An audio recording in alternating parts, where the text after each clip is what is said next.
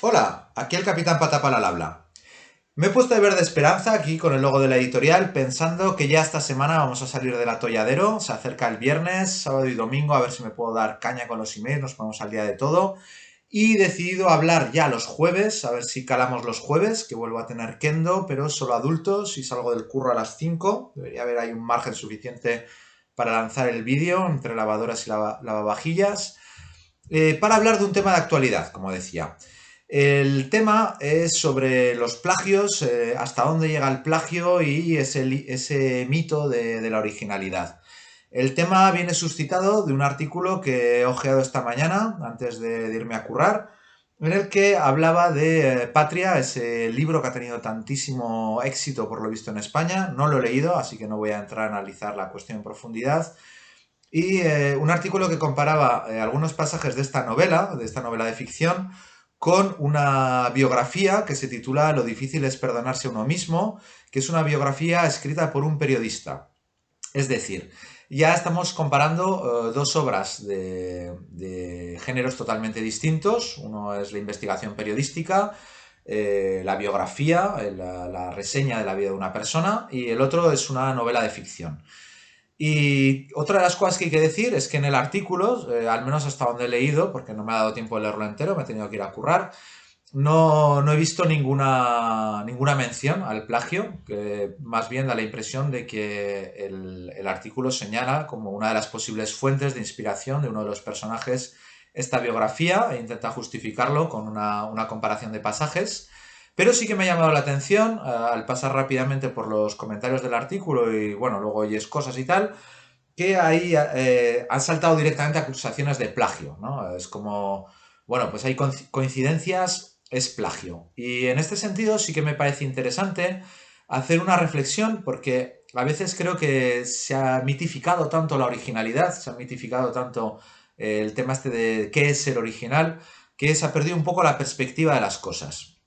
Bien, lo primero que quiero decir es que yo soy más de los que piensan que la literatura, la narrativa en general, la cultura, el desarrollo cultural en general, tiene más que ver con esa reflexión que hacían de que una persona que ha leído, una persona que ha aprendido de los que le han precedido, es un enano a los hombros de un gigante. Y aunque el enano tenga una talla menor que la del gigante, ve más allá que este porque como está subido a los hombros de todo lo que se ha hecho antes de él, pues tiene un mayor alcance visual, tiene una perspectiva más privilegiada. Bueno, esta metáfora nos puede dar mucho juego porque depende de cómo esté situada esa persona que está sobre los hombros de la otra, pues puede mirar en dirección contraria, puede estar no totalmente arriba, no totalmente abajo, puede mirar más abajo. Bien, pero más allá de la metáfora, creo que la idea está clara. No la creación literaria, la creación científica, la creación en general, no es totalmente independiente. No es independiente de la sociedad en la que vives, no es independiente de la familia en la que vives, no es independiente de cómo te trata la sociedad y desde luego no sale del vacío. En ingeniería a veces bromeamos con que, bueno, esta teoría funciona con gallinas esféricas situadas en el vacío, es decir, con un caso totalmente ideal que no existe. No existe la creación pura, no existe. Mi padre muchas veces bromea con el tema de la gente que dice que ellos no son de memorizar. Dice, sí, claro, y se levantan por la mañana y dicen, voy a deducir cómo se hacen las adiciones y después voy a crearme el teorema de Pitágoras de base y a partir de ahí voy a ir resolviendo mis problemas cotidianos. La verdad es que, aunque para el tema de la mercadotecnia no quede tan impresionante, la verdad es que no inventamos tantísimo. Yo me considero una persona creativa, tengo una patente, desarrollamos una patente en la universidad a partir de una idea que, por cierto, leí un artículo, me suscitó un artículo de Arturo Pérez Reverte. Él hablaba de que los libros, a causa del pH y de los papeles que se usaban en la actualidad, sobre todo las ediciones de bolsillo, pues iban al garete muchísimo más rápido que los libros hechos en piel y tal, y como en la Edad Media. Y claro, yo pues cuando leía aquel artículo le empecé a dar vueltas y me dije, es un poco absurdo que en pleno siglo XX no tengamos un material mejor. Y luego pensé, oye, ¿y por qué no los hacemos de plástico, no? Y a partir de ahí, pues esta idea luego la propuse en la universidad y la desarrollamos con unos cuantos colegas. Es una idea muy tonta. En realidad, imprimir cosas en plástico ya se hacía. En realidad, pues yo qué sé, pegar plásticos ya se hacía. Lo único que hicimos fue encontrar plásticos adecuados para hacer un formato libro con unas cualidades particulares que queríamos. Y oye, nos dieron una patente. Nos dieron una patente. Solicitamos una patente y nos la aprobaron. Y una patente internacional. Y todo hay que decirlo, no era el primer libro de papel sintético que existía. Había otra patente similar que no era tan buena como la nuestra. Pero bueno, lo que quiero decir es que primero las ideas no nacen solas, las ideas nacen a partir de conocimientos que has adquirido gracias a otras personas. La creación es un ejercicio de síntesis, es un ejercicio de variación sobre cosas que conoces y de buscar caminos nuevos y soluciones nuevas a partir de conocimientos que ya están ahí. El que os diga que se ha inventado algo de cero está mintiendo como un canalla. Lo que pasa es que queda mejor, ¿no? Y a todo el mundo nos gusta que nos bailen el agua y a todo el mundo le gusta sentirse muy listo, pero no es la realidad. No es la realidad. Ya todos los que hayan estudiado química, por ejemplo, conocerán el fenómeno de los descubrimientos convergentes. Gente que ha descubierto un elemento químico en el siglo XIX y lo descubrieron a la vez en Francia que en Rusia. Y como se comunicaban por carta y tardaban un huevo, pues lo descubrían dos personas independientemente y uno le ganaba por unos meses a otro. ¿Esto quiere decir que se copiaban? No, quiere decir que trabajaban con los mismos materiales, con los mismos adelantos técnicos y entonces pues los seres humanos pues rascan y en un momento dado hay uno que tiene más suerte y llega antes o es más listo y encuentra la solución antes, pero hay un trasfondo común. No es casual que se descubrieran tantos elementos químicos en el siglo XIX. Se explica con unos avances técnicos, etcétera. Bien, pues en el caso del arte, en el caso del arte pasa un poco lo mismo. No hay creación desde cero. Cuanto más indaga uno en la historia, cuanto más indaga uno en la mitología, cuanto más indaga uno en el folclore, más descubre que unos beben de otros y la cosa va avanzando y efectivamente hay pequeños adelantos y vamos yendo más allá. A mí me gusta muchísimo la mitología, estoy ahora con El héroe de las mil caras de Campbell. Hay muchísimas cosas que ves en mitología que reencuentras después, algunas muy evidentes, Artemis Fowl y la mitología clásica o la mitología greco-latina con, ¿cómo se llama este? Percy Jackson, que les gusta mucho a los alumnos del college. Pues hombre, el que escribió Percy Jackson no es que plagiara la mitología griega, cogió la mitología griega como base y a partir de ahí creó un universo nuevo. J.K. Rowling en Harry Potter, pues es un ejemplo muy claro de beber de varias fuentes y hacer una síntesis para crearte el mundo que te gusta a ti y tirar millas con él. Ni inventó ella los viajes en el tiempo, ni inventó ella los centauros, ni inventó ella el Avada Kedavra, ni inventó ella tantísimas otras cosas.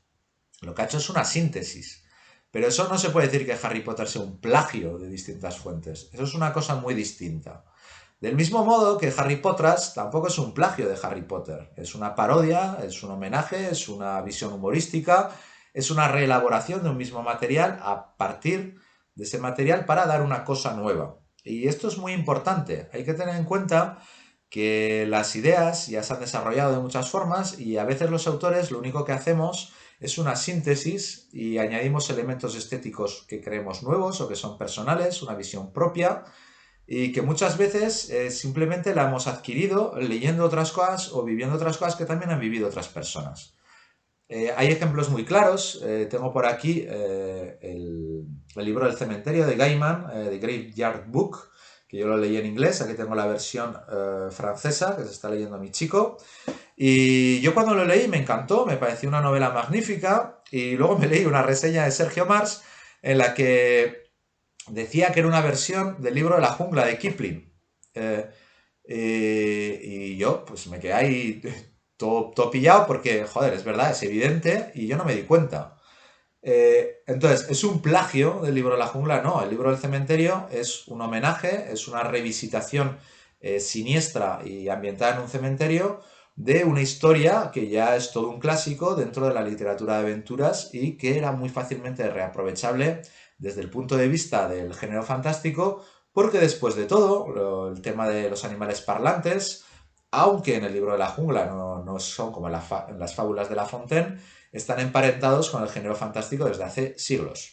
Bien, luego el tema de la reutilización del material es peliagudo, porque todo depende de cuánto material y cómo lo reutilizas.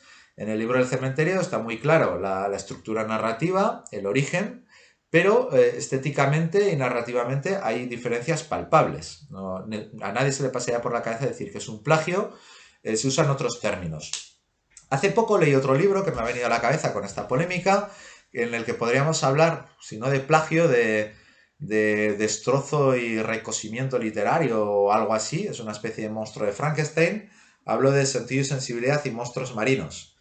Aquí no se oculta la fuente en absoluto. De hecho, para mí una de las mayores irreverencias que pongan a Jane Austen como coautora del libro, coautora a título póstumo, evidentemente. Y ya hablaré más en la reseña del libro. El libro pilla pasajes enteros de sentido y sensibilidad, luego los amputa con más o menos fineza, de un modo deliberado además, no es un tema de falta de habilidad para hacerlo, es parte de la butad, si queréis. Y luego lo distorsiona todo a través de esta idea de los monstruos marinos, un poco para cachondearse del modo que tenemos de abordar la literatura clásica los profesores, o los profesores de lengua en particular, y de un otro lado darle un brillo distinto a toda la problemática social, a toda la problemática de las formas, de las convenciones sociales, que es tan importante dentro de esta obra. Entonces, para mí es más un homenaje gamberro, un homenaje humorístico, pero claro, si nos ponemos estrictos con el tema este de, oye, se repiten párrafos, se repiten estructuras, se repiten pasajes, habría quien podría llegar y decir que es un plagio. Pero a mí la idea me parece absurda. ¿Por qué? Pues porque para mí el plagio tiene una connotación que es indispensable. En el plagio existe la apropiación de una idea. Existe una apropiación de una idea de una forma deshonesta. Es una forma de apropiarse del trabajo de otro, no para edificar otra cosa, no para ir más allá, no para aprovecharlo para crear una cosa más grande, que después de todo es una generosidad cuando se intenta ir más allá, sino para apropiarse una idea que se ha encontrado interesante y hacerla pasar por propia. Y en ese sentido creo que ya no voy a entrar en la polémica concreta de esto de patria y lo difícil es perdonarse uno mismo porque no he leído ni uno ni otro. Entonces, lo único que me choca a ese respecto es que la gente, sin haberlos leído, pueda caer en la tentación de llamar plagio ya directamente, cuando directamente hablamos de dos géneros distintos. A mí, más lógico me parecería que se reivindicara como fuente de información o fuente de inspiración. Eso me parece bastante lógico, porque no creo que una biografía se redacte en los mismos términos que una novela de ficción. Pero igual me equivoco de medio a medio, no pretendo entrar en la polémica esta en concreto.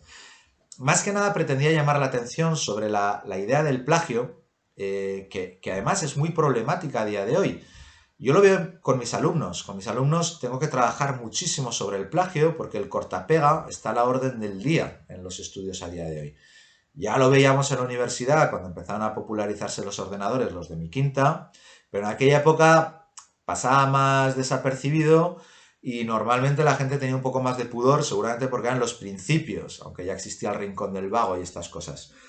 Pero a día de hoy así, es barra libre, es barra libre. Incluso habiéndoles advertido a mis alumnos y habiéndoles contado una anécdota real. Yo escribo muchísimos artículos y en concreto escribí uno, creo que era sobre el Cruzada Estelar. Y años después, un par de años después, creo, un año después, vagando por internet, caí sobre un artículo del Cruzada Estelar, pues porque iba buscando más información sobre el juego seguramente, buscando imágenes para alguna movida, lo que fuera. El caso es que me leí un artículo y, oye, me estaba gustando mucho el artículo y al final, aunque era una reseña, un juego que ya conocía, me lo leí de tirón y cuando acabé de leerlo dije, joder, a mí esto me suena un huevo, me suena francamente un huevo. Dije, tate, esto no se parece mucho a un artículo que escribí yo. Y busqué mi artículo y, joder, lo habían fusilado. Lo único que habían cambiado del artículo era la firma. O sea, habían quitado mi nombre y aparte de eso, el resto era exactamente igual, pero coma por coma. Así que les escribí un email para decirles que, oye, que al menos podían citar la fuente, ¿no? Que tampoco pasaba nada. Y no os diré lo que hicieron con mi email, pues porque no voy a dar malas ideas. El caso es que, aun después de haber contado esto a mis alumnos, de lo que es un plagio batallero y cutre como no puede ser, en un momento dado les pasé libros en castellano, de libros que tenía yo, que sabía libros que no estaban prácticamente reseñados en internet, y les dije, sobre todo, me contáis lo que os leáis. Si os leéis 2 páginas, pues me habléis de las 2 páginas, pero no me contéis una de indios. Bueno, pues aún hubo uno que su trabajo fue reescribir la contraportada que yo había escrito. Y cuando me presentó aquello, joder, era mi contraportada. Bien, todo esto para decir que a día de hoy el tema de los plagios es grave, es muy grave. No solo entre nuestra clase política, es grave con los alumnos, es grave la cultura de la apropiación de contenidos. Hay muchísima gente que no entiende las licencias, Creative Commons y demás, no entiende lo que es las obras que están ya libres de derechos, las que no lo están. Es complicado, es normal, a veces nos falta cultura, a mí el primero, jamás nos han formado al respecto de esto, en mi época no existía, entonces uno va aprendiendo y bueno, es importante que reflexionemos sobre ello y aprendamos. Pero tampoco podemos caer en el error de creer que toda la creación es totalmente nueva y que todo sale de cero y no podemos llamar a todo plagio. Entonces yo creo que sí es importante que un autor, si se ha basado en ciertos libros para extraer información para sus obras, sean de ficción o no sean de ficción, tiene que mencionarlos, tiene que hablar de ello, al menos en las entrevistas, tiene, yo qué sé, simplemente pues decir, no, oye, mira, que es que este personaje pues lo ambienté usando información que encontré en esta biografía porque me pareció interesante. Y no pasa nada, unos se inspiran de otros, esto se ve en el cine, se ve en la literatura y demás. Voilà, y hasta aquí la reflexión, que ya me estoy alargando mucho. Ahora subiré el vídeo, luego el kendo, mañana con los bomberos, pero poco a poco poniéndonos al día del todo. Como siempre, anécdotas, reflexiones, opiniones son más que bienvenidas. Seguid alimentando el videoblog como estáis haciendo. Yo voy a intentar seguir haciéndolo también y sobre todo darme caña un poquito con las ediciones y la comunicación por emails. Está siendo complicado, lo reconozco. Estamos con alerta COVID y muchísimos alumnos, es muy complicado, con lo cual duplicamos emails, comunicaciones con los padres, etcétera. Y ese es el trabajo alimenticio, así que toca cumplir con él. Y luego lo de los bomberos, pues que si no voy, pues la peña pues lo pasa mal. Pero llegaremos a todo, llegaremos a todo. Así que cuidaros mucho, seguimos en contacto y muchas gracias por seguir ahí.